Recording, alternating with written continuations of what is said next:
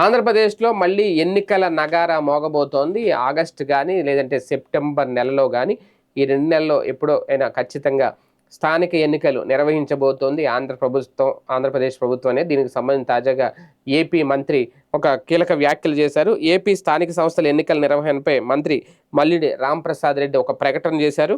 August లేదా సెప్టెంబర్లో ఖచ్చితంగా ఎలక్షన్లు జరుగుతాయి అన్నారు. ప్రచారంలో అందరూ ముందుండాలి, ప్రభుత్వం చేస్తున్న అభివృద్ధిని ప్రజల్లోకి తీసుకెళ్లాలి అంటూ కార్యకర్తలకు ఆయన చెప్పుకొచ్చారు. ఎన్నికల నిర్వహణకు సిద్ధంగా ఉన్నామని రాష్ట్ర ప్రభుత్వం ఇప్పటికే హైకోర్టు కూడా చెప్పింది. దీంతో 2 నెలల్లో సర్పంచ్ అలాగే ఎంపీటీసీ ఎలక్షన్స్ అయితే జరిగే అవకాశం ఉంది. ఎందుకంటే ఈ లోకల్ ఎన్నికలు, మరోపక్క వైసీపీ కూడా అంతే సిద్ధంగా ఉంది. వైసీపీకి సంబంధించిన కీలక నాయకులు ఇన్ఛార్జీల మీద ఈ భారం అయితే పెట్టారు జగన్మోహన్ రెడ్డి వాళ్ళ భుజాల మీద.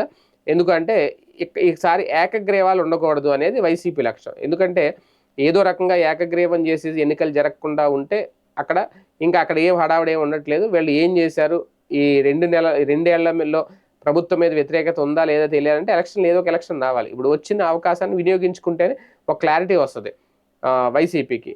లేదు లోకల్ ఎన్నికలు కాబట్టి అక్రమాలు జరుగుతాయి, అన్యాయాలు జరుగుతాయి అనుకుంటే కుదరదు. ఖచ్చితంగా ముందు అసలు అభ్యర్థిని బరిలోకి దించాలి కదా.